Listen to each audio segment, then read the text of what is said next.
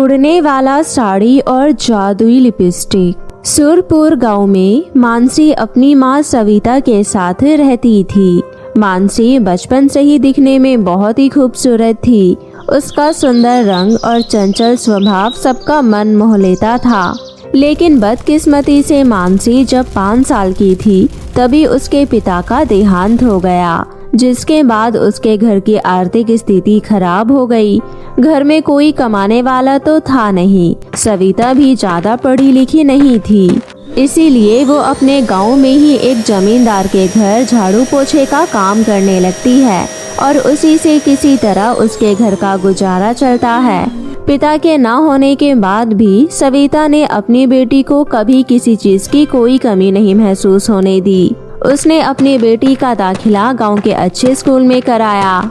माँ, ये देखो, मैं पूरे स्कूल में टॉप आई हूँ। बहुत बहुत शुभकामनाएं मेरी बच्ची, ऐसे ही आगे बढ़ते रहो। मानसी के चंचल और दयालु स्वभाव की वजह से गांव में हर कोई उसे प्यार करता था। उसी गांव में एक लड़की थी जिसका नाम श्वेता था। श्वेता उसी गांव की जमींदार की बिगड़ी हुई बेटी थी। वो बहुत बदतमीज और गुस्से वाली थी। वो अपने से छोटे लोगों को नौकर से ज्यादा कुछ नहीं समझती थी। तभी खुशी से झूमती हुई मानसी आ रही होती है, तभी वो श्वेता से टकरा जाती है। श्वेता उसे जोरदार थप्पड़ लगा देती है। पागल, देख कर नहीं चल सकती, मेरे सारे कपड़े खराब कर दिया, जाहिल कहेंगी। सॉरी मेम साहब, वैसे मैंने जानबूझकर आपको टक्कर नहीं मारा। मानसी उदास होकर वहाँ से चली जाती है। अगले दिन उसे सविता कहती है, मानसी बेटा, आज मालकिन की बेटी का जन्मदिन है, बहुत सारे लोग आएंगे, काम भी बहुत होगा, तू साथ चलती तो मेरी थोड़ी मदद हो जाती। ठीक है माँ, आप चलो, मैं स्कूल से छुट्टी मिलती ही हवेली पर आ जाऊंगी। ठीक है बेटा।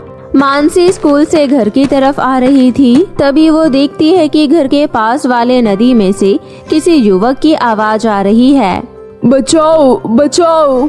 मानसी आवाज सुनकर अपना बैग वहीं रखकर पानी में कूद जाती है और तैरकर उस युवक को बचाकर नदी के किनारे ले आती है। ये तो बेहोश है, लगता है गहरे पानी में जाने की वजह से इनके पेट में पानी चला गया है। मैं इनके पेट से पानी निकालने की कोशिश करती हूँ। मानसी उसे होश में लाने की कोशिश करती है। कुछ ही देर में वो युवक होश में आ जाता है। क्या मैं मर गया? अरे अभी तो मेरी शादी भी नहीं हुई। हाय हे भगवान, इतनी जल्दी तूने मुझे क्यों उठा लिया? तुम मरे नहीं, जिंदा हो, अब रोना बंद करो। Oh really, thank you so much. आपको देखकर तो एक पल को मुझे लगा कि मैं मर गया हूँ और स्वर्ग की किसी अप्सरा के गोद में सिर रखकर स्वर्ग का आनंद ले रहा हूँ। हाय कितनी खूबसूरत हैं आप, भगवान ने बहुत ही फुर्सत से बनाया है आपको। बकवास बंद करो और जाओ यहाँ से, वरना दोबारा से इस नदी में धक्का दे दूंगी। आपके हाथ से मौत भी खुशी खुशी कबूल है। मुझे आपसे प्यार हो गया है। I love you. पागल हो क्या? इतना बोलकर मानसी वहाँ से चली जाती है और जल्दी से ड्रेस चेंज करके मालकिन के घर काम करने के लिए चली जाती है। मालकिन के घर पार्टी का बहुत बड़ा आयोजन किया गया था। खाने की सारी तैयारी मानसी और उसकी माँ ने मिलकर किया था। मेहमान आने शुरू हो गए। मानसी सबको खाना सर्व कर रही थी, तभी उसने देखा कि वही युवक उस पार्टी में घूम रहा है जिसे उसने नदी में डूबने से बचाया था।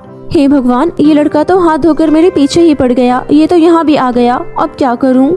मानसी श्वेता को खाना सर्व कर रही थी, लेकिन उसका ध्यान उसी युवक पर था। तभी गलती से खाना श्वेता के ड्रेस पर गिर जाता है। यू ब्लडी फूल, ये क्या किया तुमने? मेरा इतना कीमती ड्रेस खराब कर दिया तुमने, मैं तुम्हें नहीं छोड़ूंगी।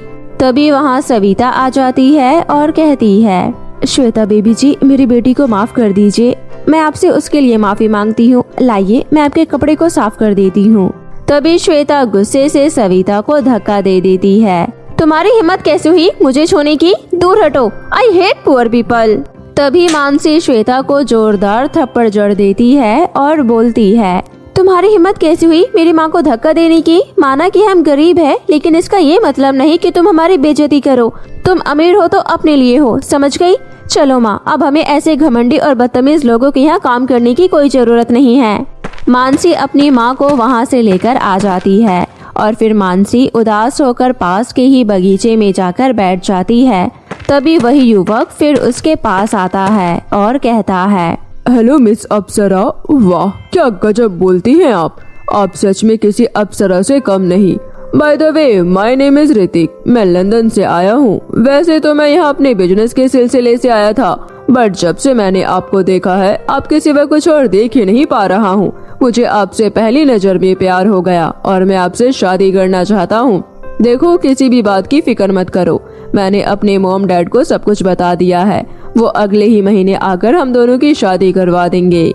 ऋतिक सच में ही बहुत ही अच्छा लड़का था, इसलिए मानसी शादी के लिए हाँ कर देती है। उधर श्वेता अपनी माँ से बोलती है, मॉम ये सुबह सुबह ऋतिक कहाँ चला गया? जब से लंदन से आए एक दिन भी मेरे साथ नहीं बिताया है। अगर इतना ही प्यार है ऋतिक से तो आने दो आज उसे। मैं आज ही तेरे पिताजी से बोलकर तेरी और ऋतिक की शादी की बात पक्की कर देती हूँ, फिर रखना जिंदगी भर उसे अपने पल्लू से बांधकर। श्वेता शर्मा जाती है। तभी ऋतिक आ जाता है। हे व्हाट्सअप, क्या बातें हो रही हैं माँ बेटी में? कहाँ थे तुम सुबह से? मुझे तुमसे एक बहुत जरूरी बात करनी है। वैसे मुझे भी आप लोगों से एक बहुत ही जरूरी बात करनी है। मुझे पता है तुम क्या कहने वाले हो। अच्छा बताओ, क्या बताना चाह रहे हो? श्वेता, मुझे इस गांव में आते इस गांव से जैसे मानो प्यार हो गया। मुझे यहाँ की हर एक चीज इतनी भाग गई कि अब मुझे इस गांव को छोड़कर जाने का दिल ही नहीं कर रहा। तो मैं कौन सा तुम्हें यहाँ से जाने दूंगी? श्वेता, मुझे मानसी से प्यार हो गया है और मैं उससे इसी महीने शादी करना चाहता हूँ। मुझे पता है तुम्हें ये सुनकर थोड़ा अजीब लगेगा, लेकिन मुझे फर्क नहीं पड़ता कि मानसी गरीब है, वो तो लाखों में एक है। अप्सरा सी सुंदर, स्वभाव की इतनी दयालु, अब तो बस मुझे उसी के साथ रहना है। ये सुनकर श्वेता के तो मानो पैरों के नीचे से जमीन खिसक जाती है। वो गुस्से से वहाँ से चली जाती है। मैं इस मानसी की बच्ची को छोड़ूंगी नहीं। इसने ऋतिक को मुझसे छीनकर अच्छा नहीं किया। अगर ऋतिक मेरा नहीं तो मैं उसे मानसी का तो कभी होने नहीं दूंगी। बहुत अभिमान है ना मानसी को अपने चेहरे पर, मैं उसे बर्बाद कर दूंगी।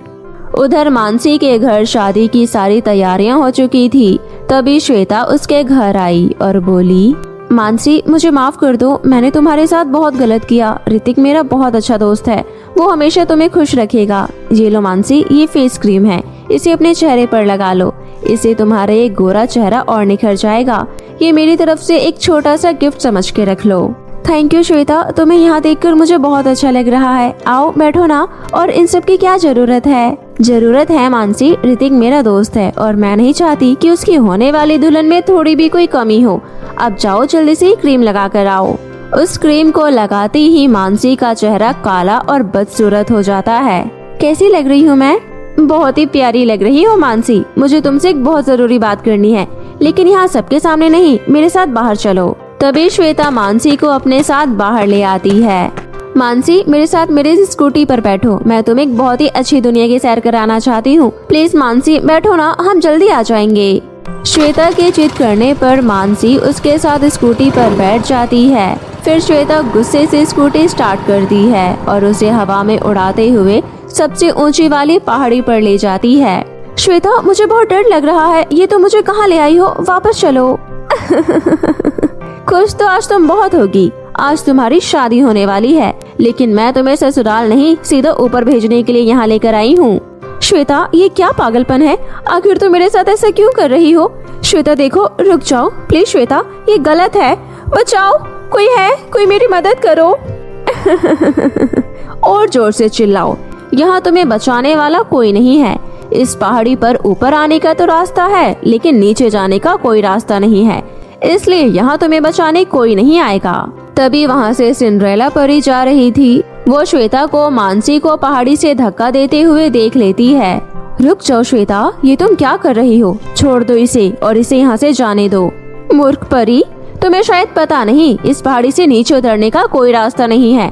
जो इस पहाड़ी पर एक बार आ गया वो सीधा ऊपर ही जाता है और इसका अंतिम समय अब आ गया है। तभी श्वेता मानसी का हाथ पकड़कर पहाड़ी से कूद जाती है।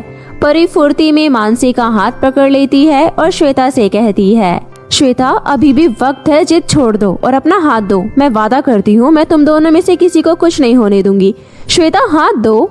नहीं परी, अब नहीं। मैं जानती हूँ अब आप आ गई हो, आप मानसी को बचा लोगी और शायद आप मुझे भी बचा लो। लेकिन मानसी को तो आज उसका प्यार मिल जाएगा, लेकिन मेरा क्या? मैंने बचपन से जिससे प्यार किया उसे अपने आंखों के सामने किसी और का होता नहीं देख सकती।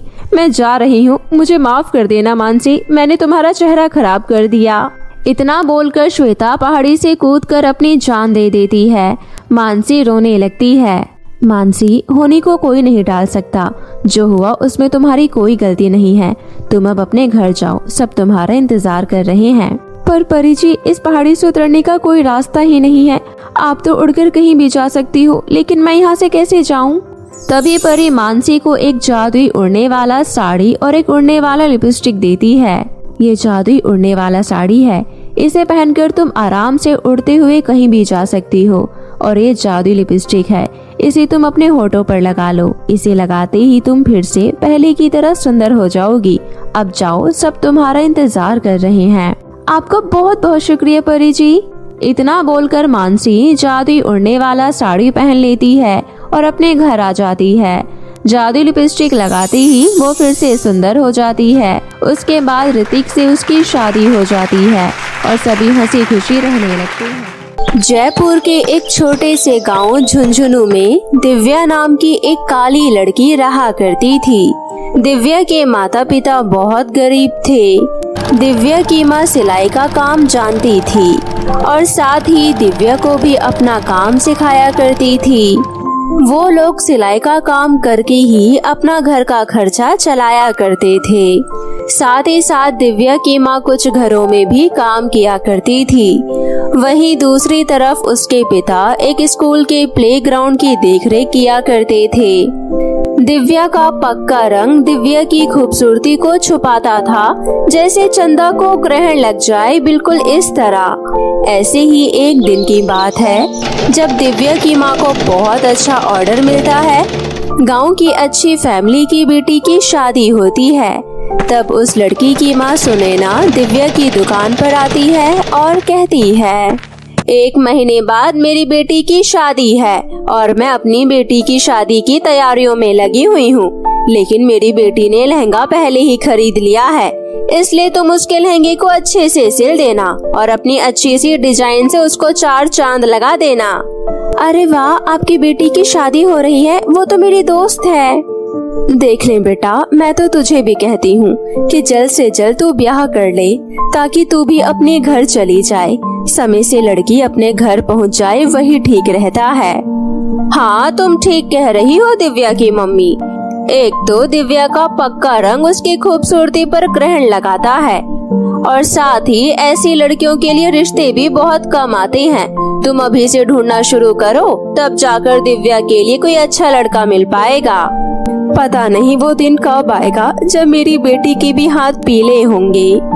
दिव्या की माँ इमोशनल हो जाती है और दिव्या के बारे में सोचकर रोने लगती है कि तभी दिव्या अपनी माँ से कहती है, माँ तू चिंता क्यों करती है? सबकी लड़कियों की शादी होती है तो मेरी भी हो जाएगी, लेकिन तेरे ऐसे इमोशनल हो जाने से मेरा दिल बहल जाता है। तो अपने दिल में ठंडक रख, सब कुछ अच्छा होगा।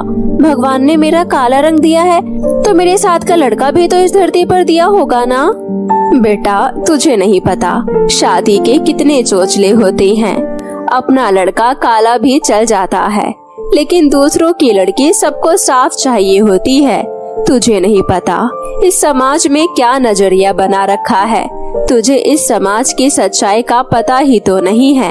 मेरी बच्ची, तू अभी बहुत मासूम है। दिव्या की माँ दिव्या से कुछ बातें करती है और फिर दिव्या और दिव्या की माँ वापस अपने काम पर लग जाती हैं और दिव्या भी बटन लगाने का काम कर रही होती है। ऐसे ही कुछ दिन बीत जाते हैं और सुनैना की लड़की का लहंगा तैयार हो जाता है। कुछ दिन बाद सुनैना अपनी बेटी का लहंगा लेने दुकान पर आ जाती है और उधर कमरे में दिव्या वो लहंगा इतना सुंदर देखकर खुद पहनती है और शीशे में अपने आप को देख रही होती है। तभी सुनैना की नजर उस पर पड़ जाती है और अपनी बेटी का शगुन का लहंगा उस दिव्या को पहने देख गुस्से से चिल्ला कर कहती है, अरे दिव्या, तूने मेरी बेटी का लहंगा पहनकर इसे अपशगुन कर दिया है। तू तो पहले ही काली कलूटी बैंगन लूटी है और तूने मेरी बच्ची का लहंगा पहनकर बहुत गलत किया है। अब जा और मेरी बेटी का लहंगा उतार कर दे। इतना महंगा लहंगा तूने अपने ऊपर चढ़ाने के बारे में सोचा भी कैसे? अब मुझे ये लहंगा ड्राई क्लीन करना पड़ेगा। सुनैना की इतनी खरी खोटी बातें सुनकर दिव्या की आंखों से आंसू निकल जाते हैं और तभी दिव्या लहंगा उतार कर लाती है और सुनैना को दे देती है। अब इस लहंगे के मैं आधे पैसे दूंगी क्योंकि तूने इस लहंगे को पहनकर बहुत बड़ा पाप किया है। दिव्या अपनी माँ की तरफ देखकर जोर जोर से रो रही होती है। माँ, आपने देखा पैसों का रोब लोग कैसे दिखाते हैं। अगर आज हम पैसे वाले होते तो हमें ये दिन ना देखना पड़ता। और ऊपर से मेरा ये पक्का रंग, हर कोई मेरे इस रंग रूप का मजाक उड़ाता है। मैं क्या करूं, कहाँ जाऊं? क्या मुझे इस रंग के साथ जीने का अधिकार नहीं है? मेरा पक्का रंग मेरी जिंदगी की हर खुशियों के मोड़ पर बाधा बनकर खड़ा हो जाता है। माँ, मैंने ऐसा कौन सा पाप किया जिसकी वजह से मुझे ये सब सहना पड़ता है? बेटा, ये दुनिया हर चीज के लिए अड़ंगे डालती है, तो क्या हम हर चीज छोड़ दे? इस दुनिया में कोई भी किसी भी चीज से खुश नहीं है। कोई गोरा है तो वो और गोरा होना चाहता है, कोई गरीब है तो वो अमीर होना चाहता है, और जो अमीर है वो और ज्यादा अमीर होना चाहता है। इस माहौल में तुझे अपने आप को ढालना होगा और लोगों की इन बुरी भली बातों को सहन भी करना होगा और उनका जवाब भी देना होगा। अगले दिन जब सुबह होती है तो दिव्या की माँ तैयार होकर दिव्या की चाची के घर जाती है और उनसे कहती है, दिव्या की चाची, तुम हमेशा से दिव्या को अपनी बेटी की तरह मानती हो ना? आज मेरी बेटी अपने पक्के रंग की वजह से बहुत रोई है। क्या तुम उसके लिए कुछ कर सकती हो? चाहे तो कोई अच्छा लड़का ढूंढ कर बताओ, हम दिव्या की शादी करना चाहते हैं। दिव्या के पिता स्कूल के कामों में व्यस्त रहते हैं क्योंकि वहाँ पर अभी कुछ खेल कूद के मैच चल रहे हैं, इसलिए मैं तुम्हारे घर पर अकेली आई हूँ। देखो दीदी, मेरे पास बहुत अच्छे अच्छे लड़के हैं, लेकिन हर कोई दिव्या के पक्के रंग की वजह से मना भी कर सकता है। लेकिन फिर भी मैं आपको कुछ अच्छे लड़कों को बताती हूँ और कुछ 1-2 दिन में आपको दिखाती भी हूँ।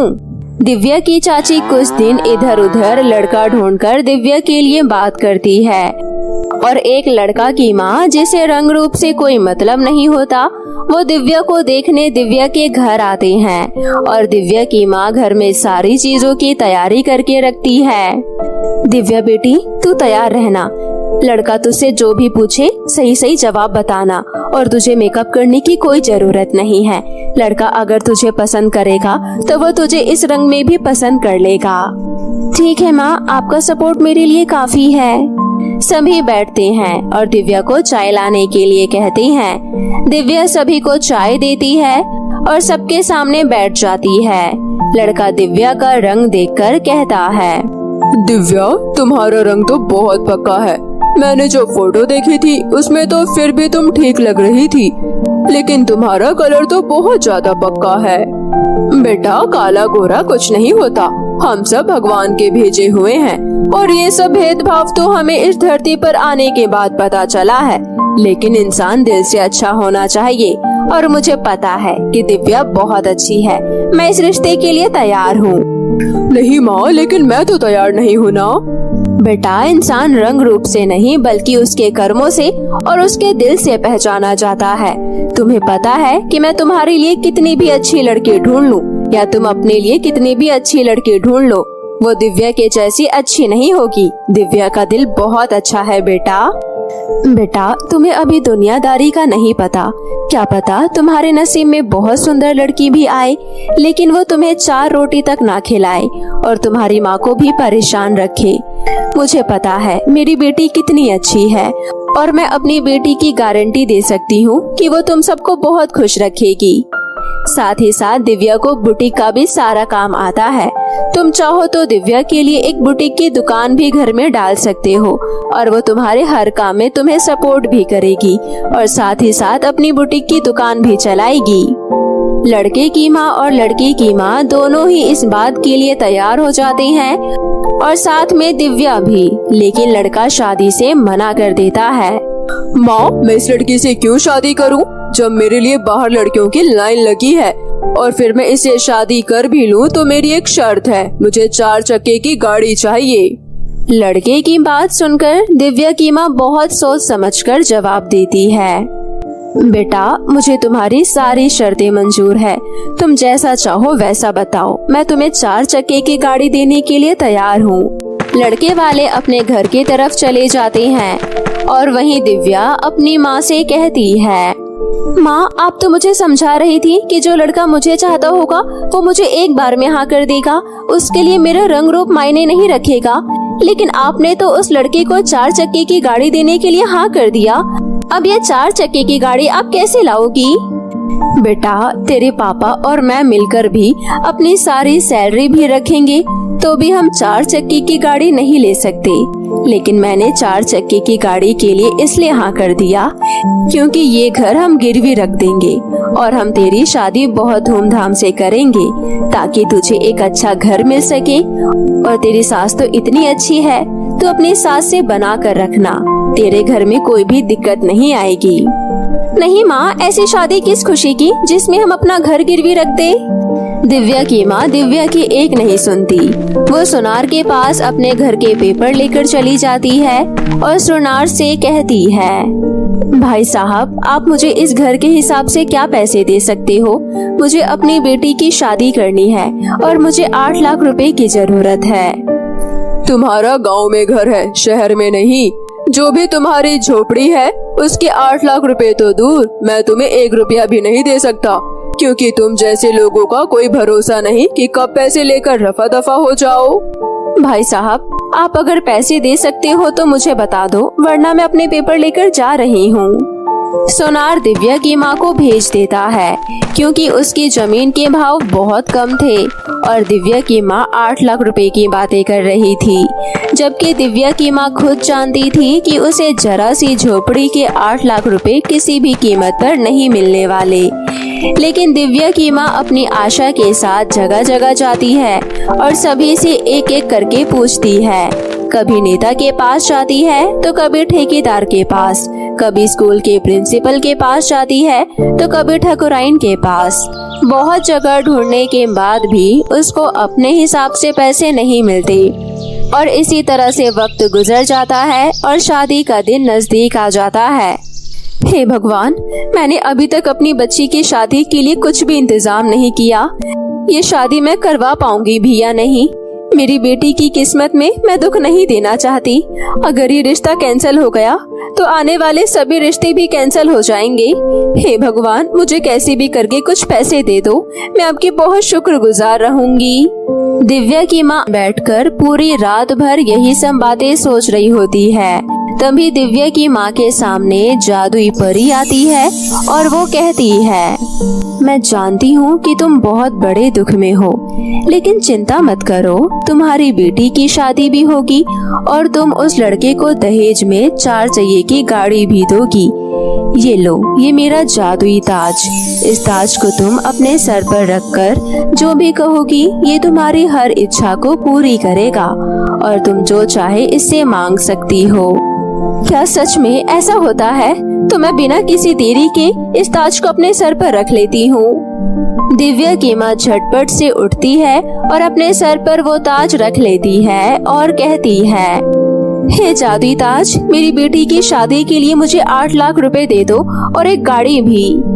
दिव्या की माँ जैसे ही ये सब कहती है, सारा सामान दिव्या की माँ के सामने प्रकट हो जाता है और ये सब देखकर दिव्या की माँ बहुत खुश होती है।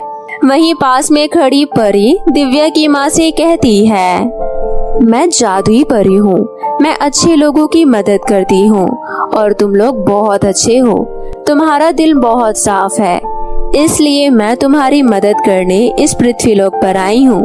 अब ये जादुई ताज तुम अपने पास रख लो और तुम्हें इससे जो भी चाहिए हो वो तुम इससे मांग लेना।